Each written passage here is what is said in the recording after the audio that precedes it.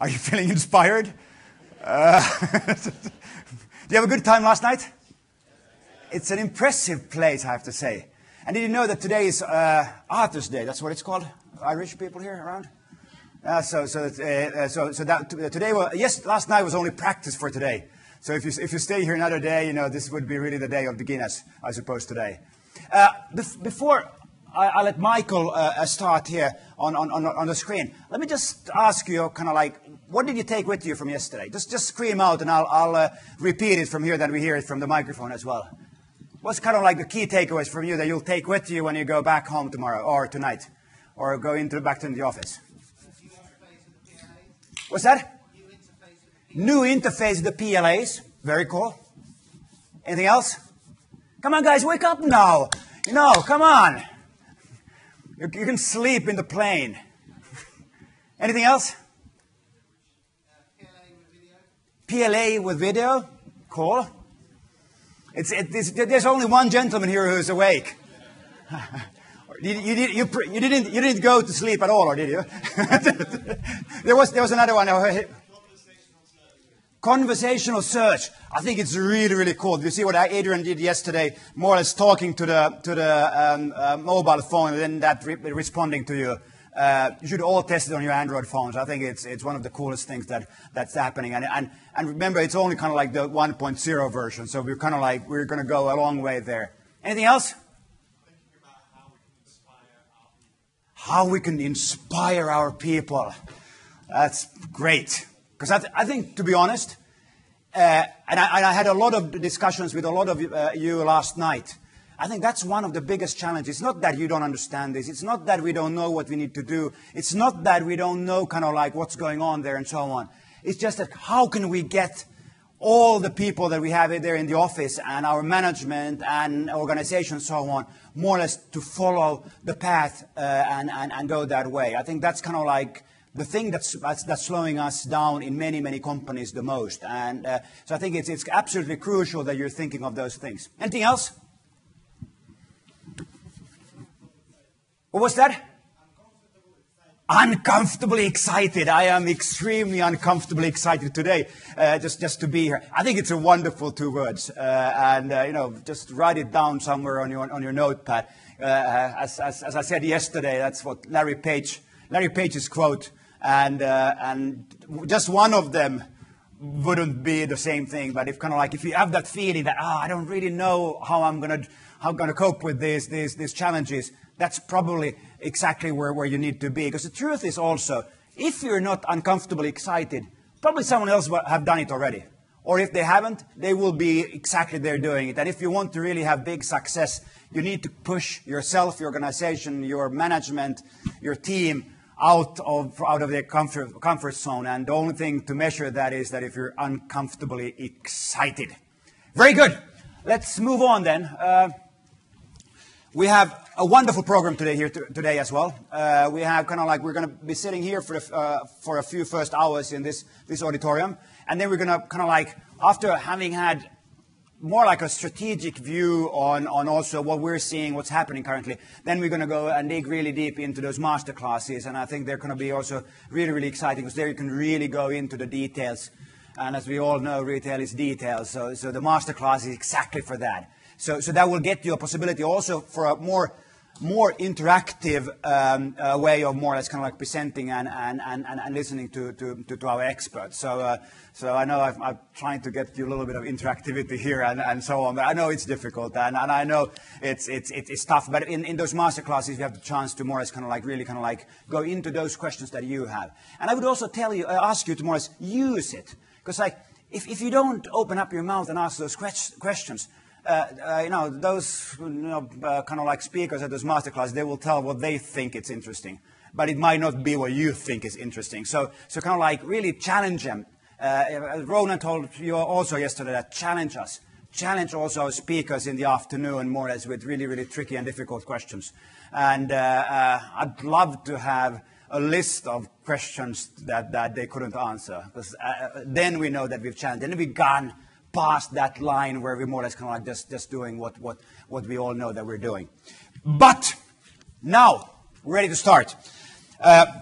you can see already our next speaker here on the VC. This is the theme is from good to great, and this is Michael Ross. He is the co-founder of eCommera. Michael is one of the most influential people in retail that we have. And I'm really happy, both for us and for you, that we were able to get him to speak to us today, because like his visionary thinking is more as that also drives retail currently very much forward. He was ranked as number 27 on Retail Week's ranking of the 50 most influential people in retail just 2 years ago. He co-founded eCommera in 2007, was CEO of figleaves.com. And he's more or less been in the business of e-commerce since more or less the beginning for over 20 years. So he's seen a lot, and it will be very interesting to see kind of like and hear his thoughts of what we need to do and where we're heading. We will just kind of like so now we'll see Michael really big here. Just so you know, we see you very big. But after kind of like, because we're doing it with our like the Hangout technology, so we'll see the slides over here, and we'll see his picture a little bit smaller over there. But I think it should work out. So I hope you can hear us. You should put on my mic really loud now so they can hear him, and then please give him a huge round of applause. And Michael, the stage is yours. Come on. Thank you. Good morning, Dublin. Very happy to be with you this morning. I wish I could be there in person, but good to be there virtually. The joys of more Google technology. And I'm going to spend the next few minutes talking about the future of retail. And I think as Petra mentioned at the beginning, one of the biggest challenges on my mind is actually how do you manage retail? How do you make sense of what's going on, make sense of the data, inspire teams, and actually kind of manage retailing in this new generation? I call it this speech the Amazon way, and I think when I think about the future, I actually go back to the past. Retailing in 2013. Speaking at a conference like this would probably be like speaking in a physical retail conference in the 1830s. This is the beginning. Jeff Bezos of Amazon, when he writes to his shareholders every year, he always ends his letters by saying he still believes this is day one. For the people who've been in this industry from the beginning, I said I started doing this in 1993. It feels quite mature, it feels like we've come a long way, but at the same time, the more I get into it, the more I realize how much we are just at the beginnings of understanding the transformation of retail. I'm inspired by Amazon. I've been inspired by Amazon from the beginning. And there are a lot of things about Amazon that one should not copy. Certainly giving things away and selling things at negative gross margins is not a recipe for retail success. But the thing I'm going to talk about is how do we learn from the way that Amazon manages? How do we understand, from my perspective, how they've kind of reinvented the management of retail? And again, I'm calling this the Amazon way because there was a famous book called The Toyota Way, written about how Toyota went from a very small post-Second World War Japanese car manufacturer to become the biggest and most profitable car manufacturer in the world. Things like Kaizen, lean manufacturing, the kind of relentless focus on eliminating waste in manufacturing is what made Toyota successful. It's also interesting that Amazon have themselves been inspired by Toyota. My observation is that Amazon has learned more from Toyota than from Tesco. They really have rethought retail from first principles and learned a lot about, which I'll talk about how Toyota reinvented manufacturing. So to this slide, I think what is causing the change really is consumer behavior. Whether we like it or not, all the technologies, mobile technologies, web technologies, broadband, increasing speed of mobile data, they're simply changing the way consumers behave. Retailers can like that or not like that, but that's just function of the world today. And consumer behavior is getting increasingly complex. Google will talk about people, researching online and buying offline, but people are going into stores like John Lewis, they're browsing on the John Lewis mobile website and then buying from John Lewis because they want something shipped to their home, and they'll buy on their mobile. Is that a physical store sale? Is it a mobile sale? Is it an online sale? It clearly doesn't matter. It's a customer sale, but understanding retail in that environment where the store is clearly a critical part of the journey, but whereas the transaction may happen on a different device through a different channel, is very, very complex to make sense of. So this is an example of a consumer in the US who's now, can go into a store, can scan a barcode, can decide to have that product shipped to his home or product from another store shipped to his home. Extremely different things that consumers are doing. One important characteristic, which I'll come on to talk about, is what I call, or what people have called, a digital exhaust. What we are seeing is consumer behavior, again, whether it's clicks on a website, whether it's activities on their mobile phone, is leaving this very rich source of data. Critical question for retailers is, what do I do with this data? How do I make sense of it? How do I use the data to make better management decisions and to manage my business? I go to the next slide, please. I think when I think about the transition that is going on in retail, and I talk to physical retailers, on the left, talk to a physical retailer who's got 50 stores or 100 stores. Life is conceptually quite simple. Be clear, there are lots of operational challenges in physical retail. If you've got 100 stores and all your stores are up 5% except for one, and one store is down, you don't need a PhD to work out there's a problem in that store. And in physical retail, you can go to that store, and most good physical retailers will tell you, I can walk into my store and tell you within 5 seconds what's going on.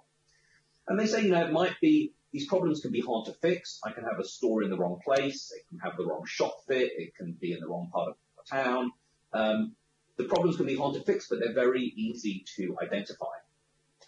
On the right is what a omni-channel retailer looks like. Retailers with 500,000 or 1 million customers.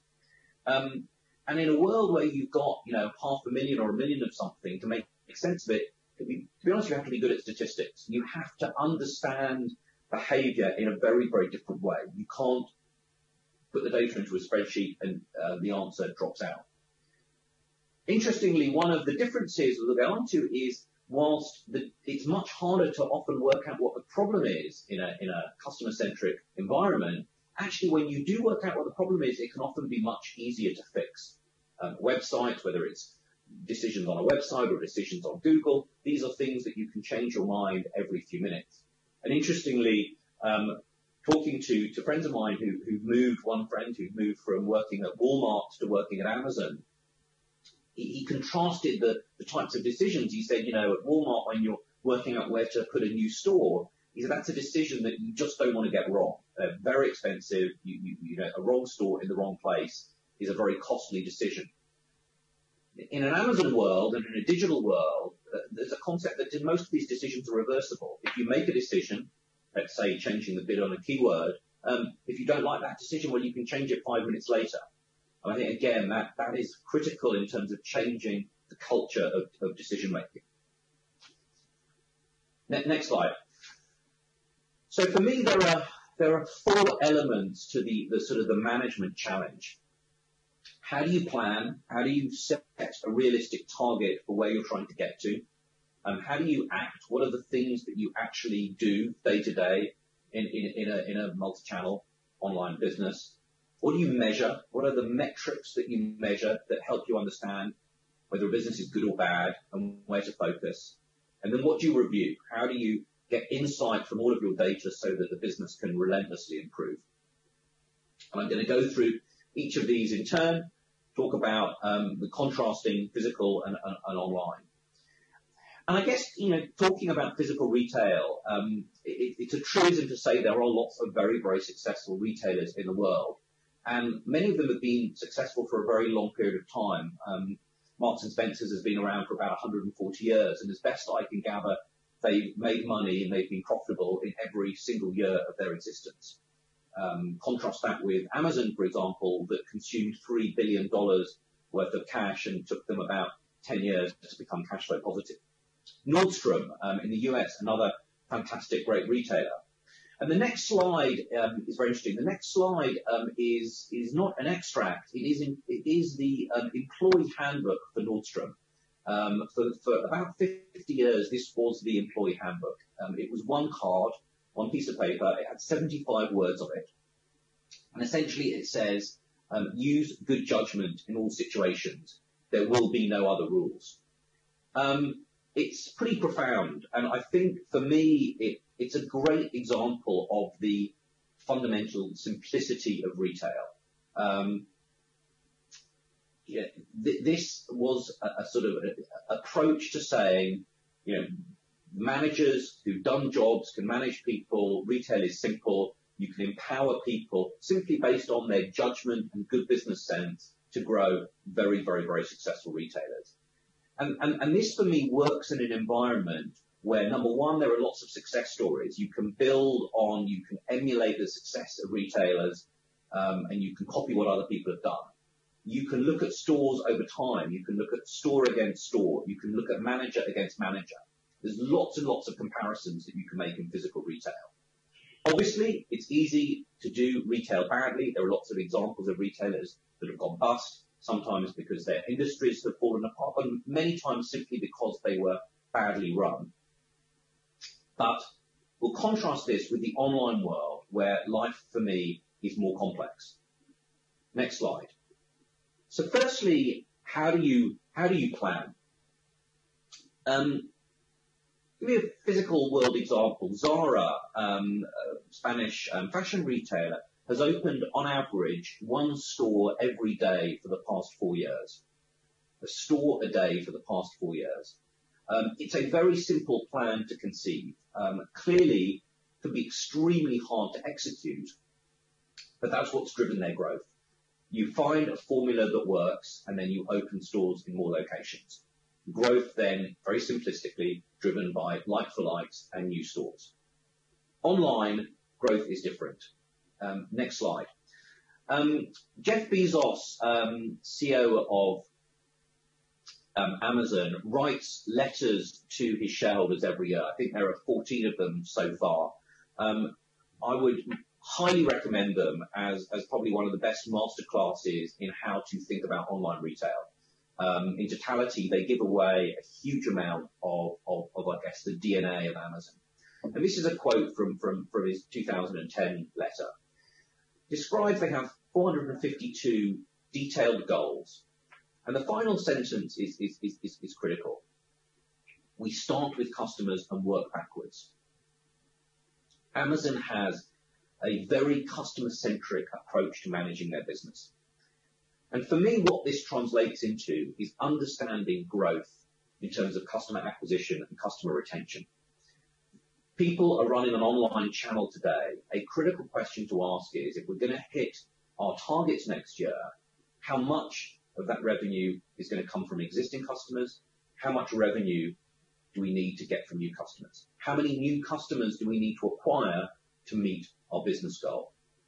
For our loyal customers who've been with us for more than 5 years, is their spend with us increasing or is it decreasing? Are we able to extract more money over time from our loyal customers? You look at the great retailers, whether it's Amazon or ASOS or Net-a-Porter, their businesses have been driven by international expansion to relentlessly drive customer acquisition and range expansion to continue to sell more to their existing customers. You look at the businesses that plateau and fail to grow. And when I was CEO of Fig Leaves, I wish I'd understood this at the time, but one of the challenges Fig Leaves had is we'd grown very, very quickly to about 20 million turnover, and growth started to get much harder. And the reality was we were UK focused. We were running out of new customers. The market was getting saturated in the UK. And whilst underwear was a wonderful category, the challenge was that our most loyal customers bought 1.5 times a year. Whereas ASOS, their most loyal customers, might buy every couple of weeks. So understanding growth from terms of a customer perspective is absolutely critical. The next slide, though, highlights that really for me, planning is about joining three things together: customers, marketing, and merchandising. So I talked about customers, but having said, okay, we need, 20,000 new customers next year. The question is, where are those customers going to come from? How many are going to come from Google? How many need to come from new markets? How many are going to come from affiliates, social, et cetera, et cetera?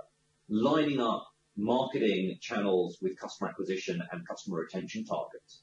And then merchandising. Are we planning our range expansion in order to drive sales of new and existing customers? Joining all this together is absolutely critical. A lot of people I work with, when I talk about how they plan, and they plan by saying, well, if we grow our visits by 20% next year and increase our conversion rate by 10% and increase our AOV by 10%, we're gonna hit our growth numbers. Now, for me, that's not an exercise in planning. It's an exercise in multiplication. And retail goes wrong when you fail to set a realistic growth target. You're over ambitious on growth, you buy too much inventory, and you get into a horrible cash and discounting cycle. So fundamental for me is a new way of thinking about planning. And the final, next slide of this section. This is an example for me of a sort of a customer-centric business plan. Sorts of things I'm working with clients on today. So what this is each different shading of orange represents a different group of customers. So the dark orange were customers acquired in 2009, and you can see that the high number, the high profile is in 2009. That's when they were spending a lot of money. And then the continuation is how much money do those customers continue to spend in 2010, 2011, etc. You get these strata building up as you see that customers, so then you look at 2012 and you can see how the revenue breaks down into customers acquired in 2012, 2011, 2010, 2009. Stating the obvious, if you can keep the stratas higher, if you can keep your 2009 and 2010 cohorts active, growth is much simpler. And then the projections then become really critical. If we project forward, this then tells us how many customers do we need to be acquiring in 2013 and 2014 to actually hit our growth numbers. This, for me, is what brings calm to planning. If you're in an e-commerce business or in a channel where you're then midway through the year, you're not hitting your numbers, you can very, very quickly put your finger on, well, is it a customer acquisition issue? Is it a retention issue? Can we see that customers are churning higher than they expected to, and then fix the right problem? Quickly understand, do we have a range problem? Do we have a customer acquisition problem? Do we have a service problem? Or are we not expanding our range fast enough? These, for me, are the critical pieces of planning. The next part is, next slide is then act. What do you actually do? Again, when I think about physical retail, firstly, obviously, activities are relatively mature. They're pretty simple. Most retailers of scale will have retail Bibles where they'll have, very good guides to the things that you do. And also what retailers tell me is, the big bets in retail are made up front. You put your store in a place, you do a shop fit, you put your initial stock into the store, you hire your staff. They're the big bets. Thereafter, your day-to-day, week-to-week decisions, our trading decisions about price and promotions and replenishment are relatively straightforward. Not so online. Next slide. What I think of online is there are hundreds and thousands of what I would call micro tasks, small tweaks to your business. None of them on their own make a lot of difference, but in aggregate, they are making an enormous transformational difference. And Amazon, the word I would use to describe Amazon's approach to this is relentless. They are relentlessly tweaking every single possible lever. And again, see, in the company of our friends at Google, one thinks about an average retailer might have 100,000 keywords. They might have 10,000 ad groups with 20,000 bits of creative and maybe 5,000 different landing pages. Even within Google, this creates thousands and thousands of opportunities to make things better. And that's purely within the paid search environment. When I look across all of the activities in the omni-channel, there are tens of thousands of things that can be done. Not saying one should do them, there simply are things that can be optimized if you should so wish. The last paragraph of this quote is also very interesting. A metric, customer contacts per unit. So how many emails and phone calls do you receive for every unit you ship? Rather sad, but I meet very few retailers who even track this. Amazon has tracked it since they launched, and it has gone down every year for 12 years. Also interesting to note that the CEO of a $60 billion turnover knows his customer contacts per unit. Interesting to ask the CEOs of physical retailers whether they even know what this metric would even mean. And what are they doing? What is the focus? In many cases, people see customer service as a cost of doing business. I've just got to keep hiring more staff. Amazon see every service interaction as a failure. Something's gone wrong. So they're relentlessly looking at why are people contacting? Have we done something wrong? Can we automate something? Can we give customers more information, allow them to serve themselves better? It's a very, very profound approach to looking at this sort of very granular aspects of the business and relentlessly improving them. And this is very much the Toyota way. Toyota, as I said, was lean manufacturing. Six Sigma was created by Motorola, but with a very same principle of a sort of focus on defect reduction. So next slide. So again, one of the things I spend a lot of my life doing is actually mapping these tasks. What are all of the tasks that can be done? One of the questions to ask in your masterclasses this afternoon is, how do you optimize ad group structures? How should you be thinking about optimizing landing pages, testing landing pages, optimizing bids, thinking about attribution? There are website activities, obviously in optimizing the site funnel, marketing activities, operational activities, product and merchandising activities, and all of these are interrelated. One of the things I reflect on is it is never obvious when you look outside to an e-commerce business where the problems are going to be. When I was the CEO of Big Leaves, I wasted many weeks, months of my life staring at web analytics data. Our website conversion rate was very volatile. I used to think there must be something there. I thought I was quite good at this and quite smart, and thought, if I could just find the problem, life would be much easier. And then we hired someone who'd been the MD of Amazon UK, and he joined Big Leads and looked at all of the data, and we were measuring all sorts of things. And he said, Michael, you're just measuring all the wrong things. Gave me a couple of examples. He said, you're looking at your site, but what's your availability? I said, well, no, our availability we're 93% in stock at the SKU level. But he said, what's your availability weighted by page view? He said, are you in stock of the products customers are looking at? And that, after 5.5 years of running Big Leaves, suddenly became immediately obvious that we were looking at the wrong thing. We thought we had a conversion problem. In fact, we had an availability problem. We were simply looking in the wrong place. And our availability weighted by page view turned out to be 70%. We were systematically sending traffic to products that were sold out. Turns out to be amazingly easy to do online. Another example was with a book retailer, a large book retailer in the US, who perceived they had a customer retention issue. They were getting lots of new customers, and they weren't coming back to make a second purchase. And they had lots of CRM experts, lots of experts from Siebel looking at their customer CRM database, etc., etc.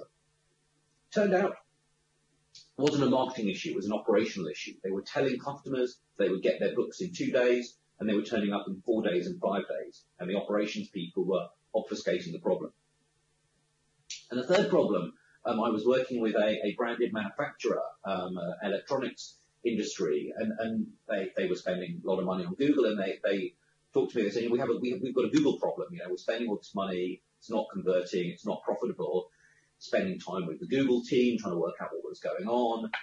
It turned out to be nothing to do with Google.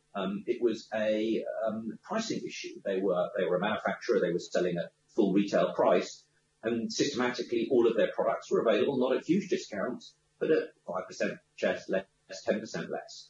So they thought they had they thought they had a Google issue. They were looking in the wrong place. So what I observe is, thousands of micro activities, number one, and number two, all interconnected. One of the things that in physical retail, as an example, if a product's not selling, it's pretty binary. Products either sell or they don't sell. And if they're not selling, you can go to a merchandiser and hold them responsible for working out what the problem is. But in the online world, if the product's not selling, a whole suite of different reasons. The first question, if a product's not selling, is it on the website?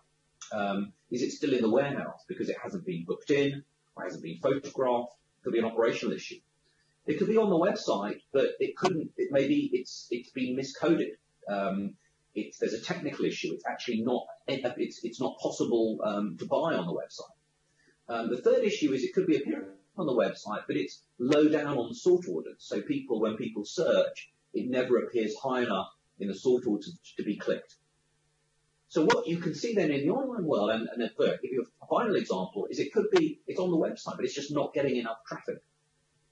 That could be a site merchandising issue, but it could be a marketing issue. It's not appearing in the PLA ads. You're not driving enough traffic from Google or affiliates or social directly into that product.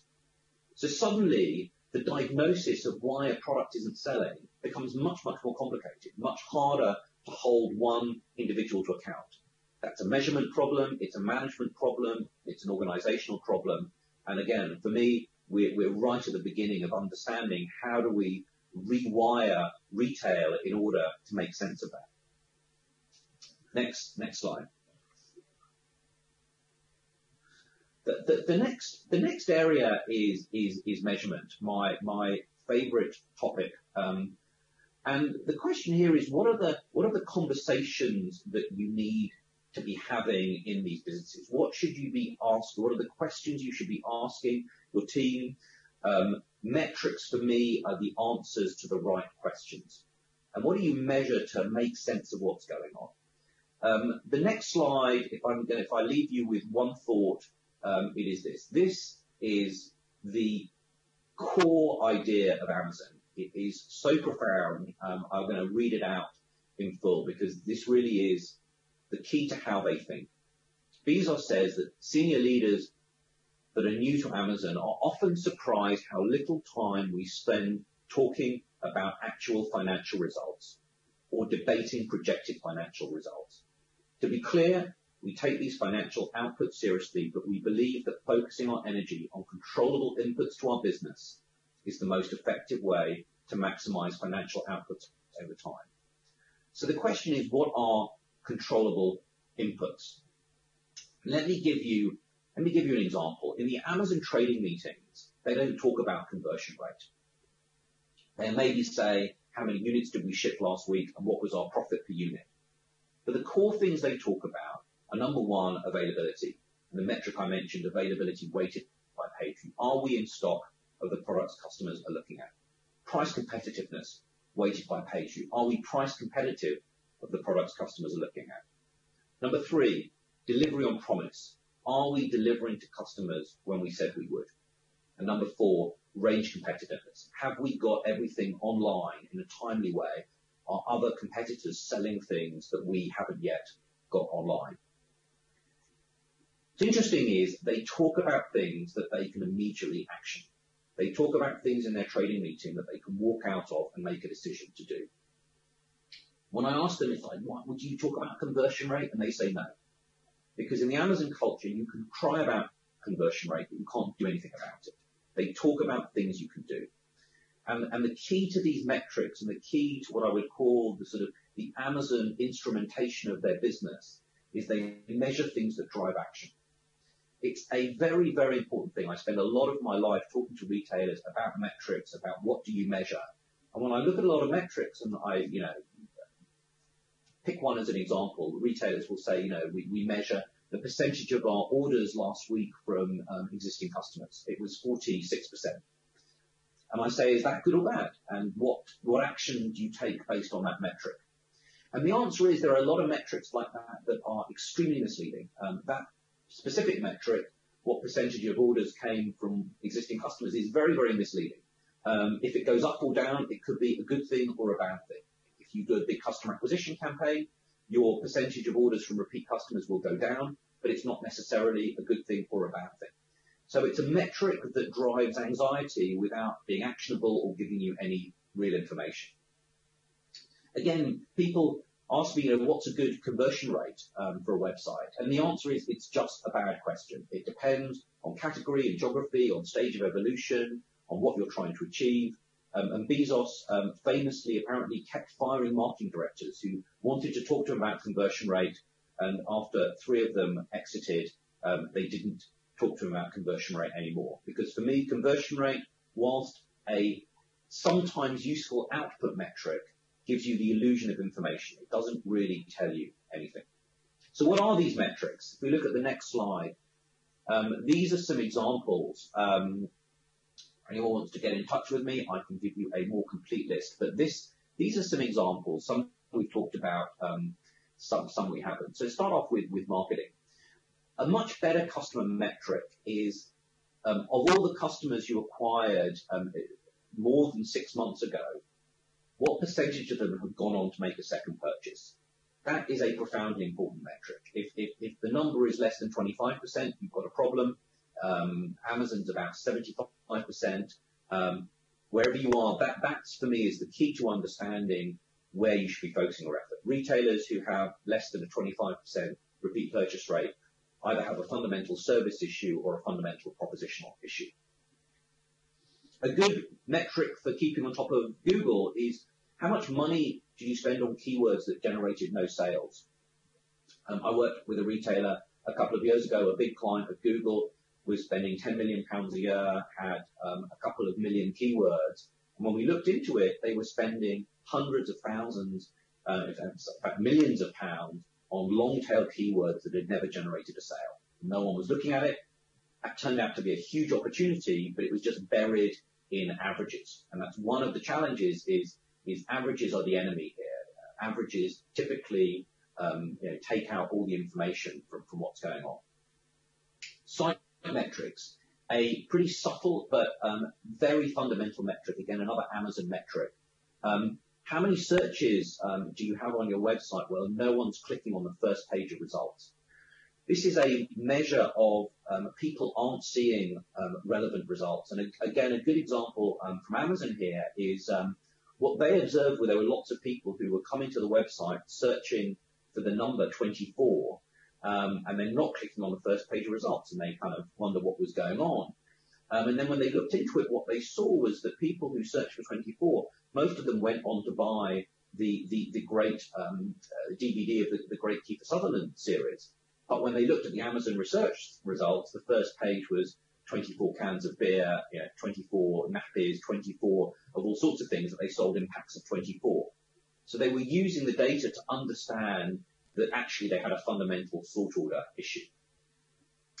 Some merchandising metrics. Again, very, very important metric. If you've got X million pounds worth of inventory on your website, what percentage is not being viewed? Very easy to happen. Retailer I worked with recently, they had £5 million worth of inventory. A quarter of it, no one had viewed it in the previous 3 months. And when we looked at it, it was very fragmented. It was accessories for products that had sold out, and it wasn't. In each individual product wasn't big enough to appear on a problem report, but in aggregate, it represented a huge issue. We talked about shipment on promise. Another great Amazon metric is first contact resolution. When customers do email you, are you resolving that in one interaction with the customer? So input metrics around the outside, outcomes in the middle. And the key is to have metrics. The key for me in terms of input metrics is they drive an action, they can be owned by someone, and they constantly make the business better. And what you'll observe about them is they're all what I would call customer-centric metrics. They're about measuring your business from a customer perspective. And finally, I want to talk, my final section is then on how do you review. So next slide, please. How do you step back and think about how do you make sense of all the data to improve your business over time? Again, next slide, another lovely quote of Bezos. And you get the sense that Jeff Bezos, wanders around his facilities, his offices with these sort of little Kaizen experts who advise him how to improve his business. And in one of his fulfillment centers, this Kaizen expert said, I like a clean fulfillment center, but why are you cleaning? Why don't you eliminate the source of the dirt? Again, a very, very sort of profound insight into the way Amazon thinks. They are constantly looking for sources of dirt in their business. And I'm just going to give a couple of examples. So on the next slide, just to sort of to finish up with.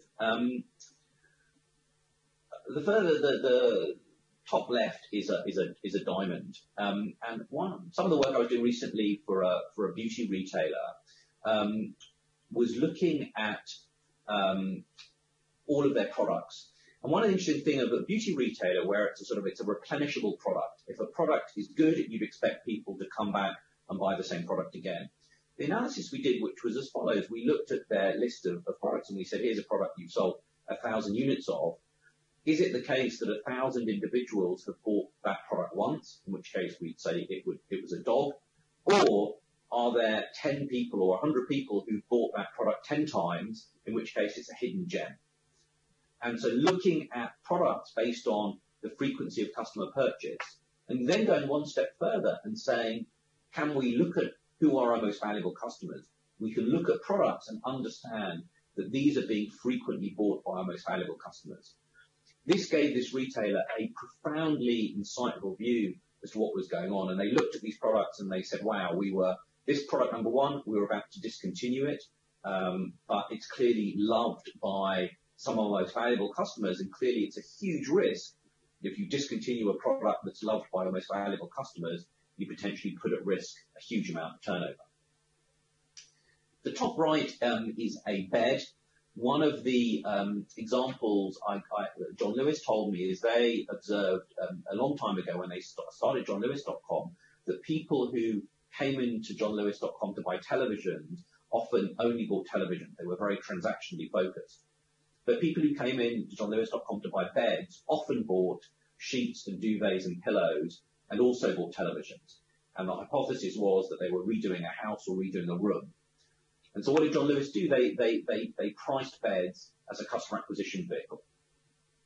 They realized that actually that was a great way to acquire customers at a key life stage, and it was a hugely successful part of their early growth.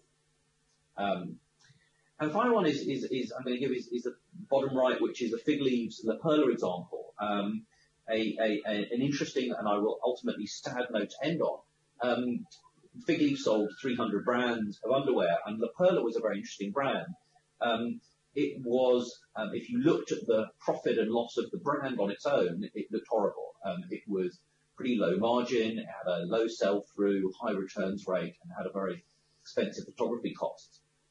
But if you looked at it from a customer perspective, it was an amazing way to acquire high-value customers who bought La Perla as their first brand, and you could see they were searching Google on La Perla, they landed on La Perla, they bought La Perla, and then they went on to buy all their basics from us as well. So you look at La Perla one way and you conclude it's horrible, and you look at it another way as customer acquisition and you conclude it's the best customer acquisition we were doing.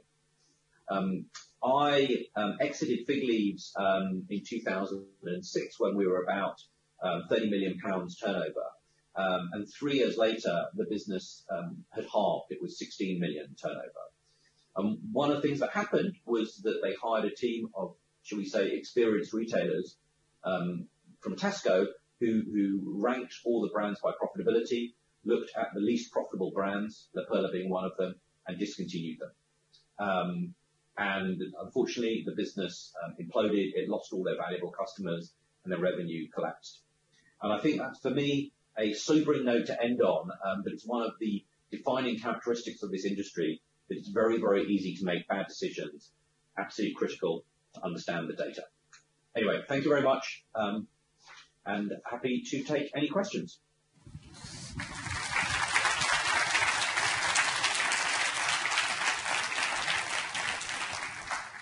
Got a huge round of applause here from the crowd. I don't know if you heard that. I did. Oh, very good. Excellent. Any questions, my friends? Here we have a question here to the left.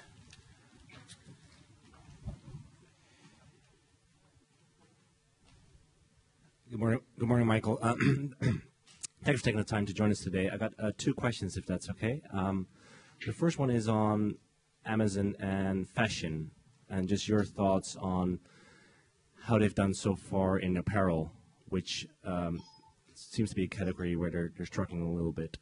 And then the other question is on the announcement earlier this week with eBay in the UK partnering with Argos and using their distribution network to give consumers more choice in terms of how they get their products, and whether you think this is a trend that will continue, and whether you think it's a successful partnership.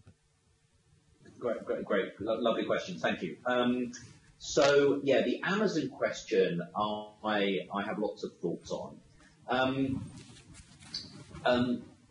I think for me, when you look at the categories that Amazon has succeeded in, they are the ones that essentially they have sort of turned into an algorithm. You know, the core of Amazon is a lot of clever mathematicians, a lot of clever algorithms, and so anything like books and DVDs where it's about price optimization, about relentless website optimization, Amazon are masters of. Bezos will often say, or does say, that he can't imagine consumers would ever want less choice, higher prices, or worse service. Now, the challenge is that none of this applies in fashion.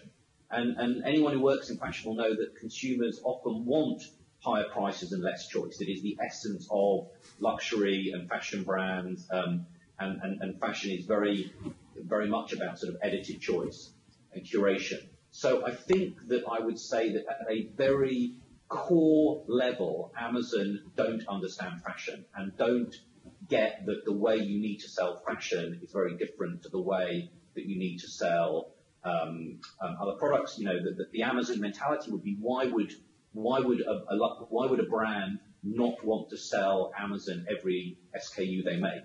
And again, you talk to any brand in the world, and particularly brands that have been around for 100 or 200 years, and they say, well, the reason we've been around for 100 or 200 years is specifically because we don't sell the same product to every retailer. So I think there are some fundamental sort of cultural reasons why Amazon really struggle to get to get fashion in a way that when you talk to the likes of ASOS, they're at the opposite extreme of deeply understanding fashion. That said, there are a lot of people who, and particularly for basic products, if you're buying, basic Converse, basketball shoes or whatever, Amazon is going to be very good at that. So I would say if you're talking basic commodity products that Amazon can get hold of, where there's already discounting in the marketplace, Calvin Klein boxer shorts, Converse shoes or whatever, absolutely. Amazon. So my hunch is Amazon will take a chunk of the market, but they will have nowhere near the dominance that they've got in their core categories. That's question number 1. Question number 2 is very interesting. I mean, one of my thoughts is what took Argos so long. I mean, it's been sort of so obvious for so long that Argos needed to do something clever. They've obviously got lots of high street locations, and being a sort of click and collect for location for sort of third parties has been, in inverted commas, an obvious idea for a long time. mean, it obviously makes sense for Argos, and it obviously makes sense for eBay, and I can absolutely see it getting expanded to other retailers and other partners. I do see this as a very, it sort of as a concept, it makes sense. It makes sense for Argos, and it makes sense for retailers because delivery is such a key part of the journey, and particularly certainty of delivery, and also, increasingly, offices. Most companies don't want to be package redistribution, so a lot of companies are telling their staff, don't have your e-commerce orders shipped to work. So I think that there will need to be sort of Argos-like solutions. I think the eBay thing is interesting. Clearly, eBay doesn't control the fulfillment. It's the eBay merchant. So that will be, I think the thing for me that will be interesting there is just how well that will work. Will eBay and Argos invest in the technology to give customers a very good visibility of the order flow? But as an idea, I think it absolutely makes sense. I think the devil will be in the execution and the economics of it. Cool. Other questions, my friends? Over here. Hi, Daniel Figueroa from Ocado in the UK. You seem to have a lot of learnings from the Amazon measurable side of things. I was wondering if you could share with us some theories on how they tackle attribution across the online advertising activities. Absolutely, and I spend my life following Amazon. So, but I have no inside track other than I read everything that's in the public domain that they put out. I don't know how they think about attribution. I do know how people who've worked at Amazon and people who exchanged ideas with Amazon think about attribution. And I think it is probably best to think of attribution as certainly as an unsolved and probably as an unsolvable problem. It is so exquisitely complicated, and therefore when I'm working with retailers trying to crack attribution, the best insight I get is to understand the sensitivity of marketing profitability to different attribution logic, rather than saying we are looking for, if we can just crack the sort of inverted bathtub attribution model, then everything will start to make sense. The world is just not that simple. And so when I work with businesses on this, what I'm looking at is saying, look, let's take a keyword example. We're trying to understand keyword profitability. Here are keywords that are always profitable on every attribution window. They're pretty good. Here are keywords that lose money on every attribution window. And then you get into, well, are they acquiring a positive value customer, and what's the sort of customer payback, setting that aside. And then in the middle, you'd have, here are keywords that are very sensitive to attribution. And then you just have to look, much more carefully at them, try and understand. I've done some econometric modeling to understand sort of statistical correlations. But the problem with this is if you aspire for perfection, you will drive yourself crazy. I think the idea is, whatever you're doing today, you should be aspiring to be better tomorrow and better the day after, and not expect there to be a sort of a neat solution to it, because I don't think there is. Okay, cool. I like the idea of comparing attribution models. Other questions, friends? Come on, one more question, and then we'll let Mike go and do his work. Well. We all say, oh, here we go. Hi. You've obviously got a lot of positive things to say about how Amazon do things. Do you have a critical opinion of anything that they do? Yeah, great question. It's funny. I mean, there are buggers to compete against. I mean, I'm on the board of a business selling digital cameras online, and anyone who called Wex Photographic, and anyone who tries to compete on price against Amazon, I mean, it's grim. So I think in terms of their competitiveness, shall I put it like that. They are an extremely aggressive, extremely aggressive competitor. I mean, that's obviously positive if you're an Amazon shareholder. It's negative if you're competing against them.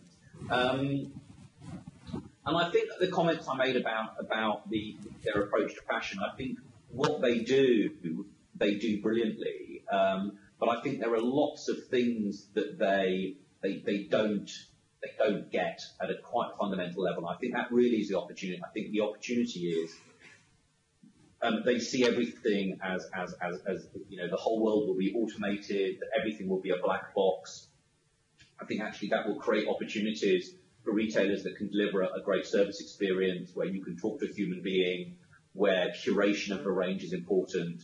So I think Amazon's brilliance and sort of maniacal focus on the things that they're doing actually will probably create some interesting opportunities. But clearly for retailers, whether it's Jessop's or HMV or the people who were really head-to-head in their core categories, life was not very pleasant. Very good. Thank you very much, Michael. It was a pleasure having you here. Very insightful. Let's give him another big round of applause.